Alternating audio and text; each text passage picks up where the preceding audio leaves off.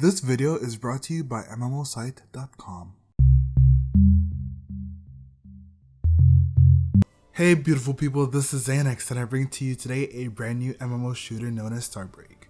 So I'm gonna start off by saying that I am the best StarBreak player in history because, no, I'm not. I'm actually probably the worst. I am really bad at this game, but it's still fun. Even though I hate you permadeath, you're still kind of necessary to this game, but let me digress. So when you first start the game, you start out in the tutorial, which kind of teaches you the basic controls of the game.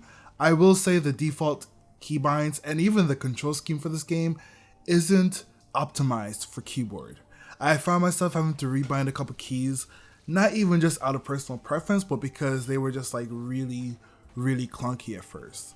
And so once I did that, I realized I don't want to play on mouse and keyboard at all. So I ended up grabbing my PS3 controller or Xbox 360 controller or whatever controller you want to use because you have a computer.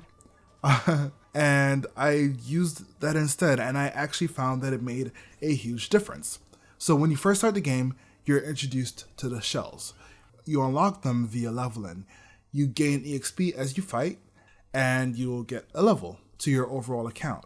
So at level 1, you start out only as Wildfire. He's kind of the standard shooter. You can shoot from a range, which is good, especially when you're new to the game. You don't want to get up close and personal, and you actually want to dodge. This game reminds me a lot of like Mega Man shooter, RPG-ish. And so that's level 1, that's Wildfire. Then when your account gets to level 3, you can unlock Duskwing. He's a very, it is a very mobile shooter. It's known for more about being able to traverse the field, get a good combat advantage over the enemy. Overall, a really decent character. My favorite from first impressions, never got to play it yet, but I'm looking forward to unlocking it, is Ironclad. You unlock him at level 5. It can DPS and it can tank very well. Like, as you can see in the gameplay playing right now, there was a tank, and he pretty much had me having the most fun in this game because it was really awesome having another player be able to take all that damage while 20 people can just unload onto an enemy. And then the last one is Fabricator. I've only seen one of them in the game so far. The game is 2 days new, 3 days new. It came out on May 10th, so it's still a very new game. And there aren't a lot of Fabricators. I saw one, never saw it fight, just saw it dash across the field, super fast.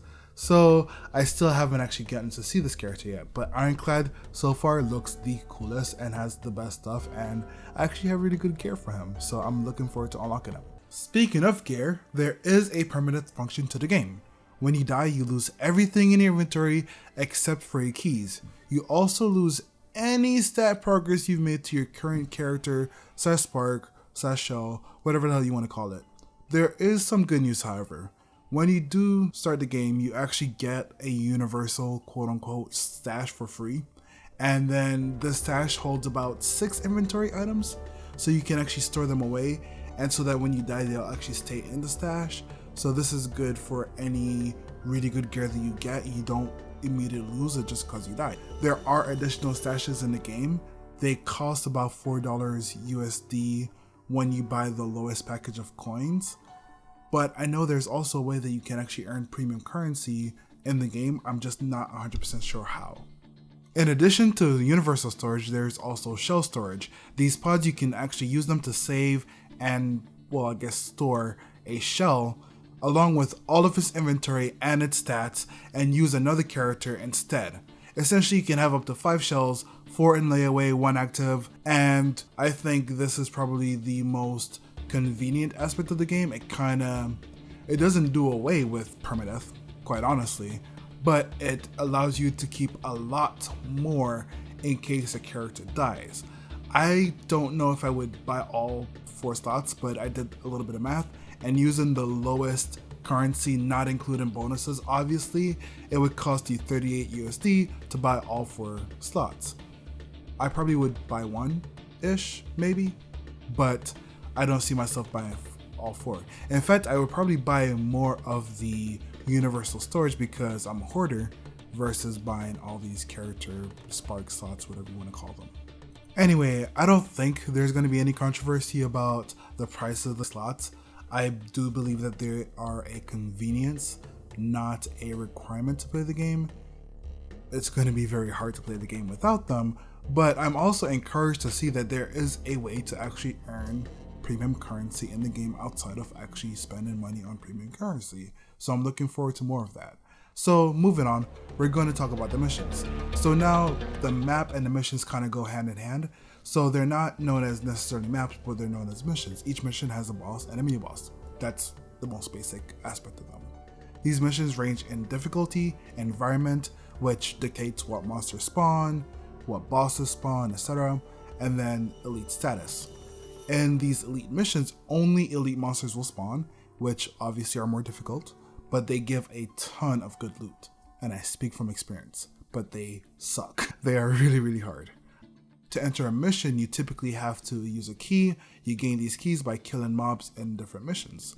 Obviously, there are missions, such as the very first one, that don't require a key for entry, so you can just keep grinding that one to get the key that you want, and then unlock, a vanquished or a fungus, which are the two type of keys I've gotten so far from the beginner mission, and then use those to unlock more and more keys and blah blah blah blah blah.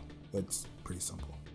And guys, there is one final aspect you have to know about, which is called the used counter. It basically indicates how many players recently entered that mission, and because they are instanced, you want to get into a mission that has a used counter on it, because the more players there are, the easier it's going to be to actually complete that mission by taking down the mini boss and taking down the final boss.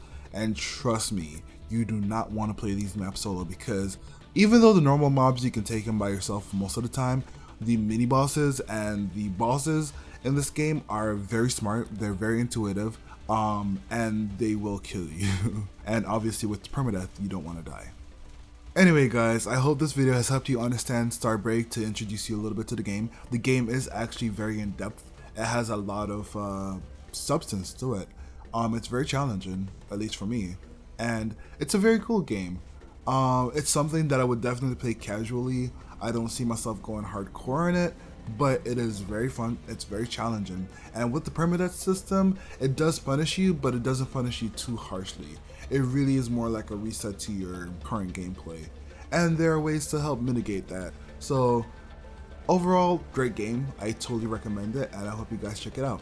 If you like this video, please give it a thumbs up. Please subscribe to my channel.